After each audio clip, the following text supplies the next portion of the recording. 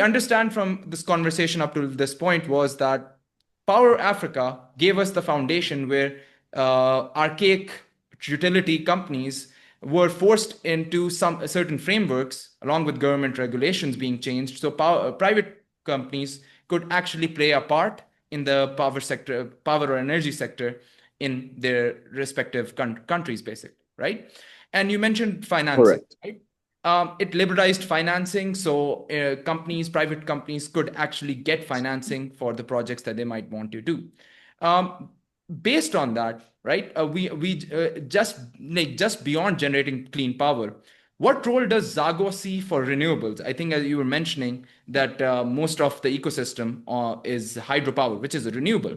But how do you see wider renewables like solar, wind playing a part in driving broader economic development in the region? Thanks for your question, Mohammed.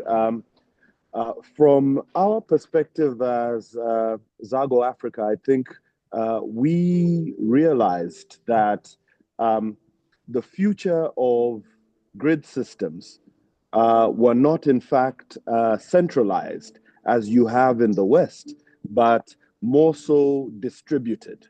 And this meant that we'd be able to take generation to the load centers where they were required, where there weren't necessarily well-developed transmission and distribution networks. And therefore, we could look at microgridding, nanogridding in a complete hybridized energy supply array, and incorporating renewables as primary source of power generation, and integrating it with whatever other thermal or baseload providing power sources. We could create nodes of power generation that over time would web into a overarching interwoven grid system. And so what that then does is that it creates resilience within the grid system.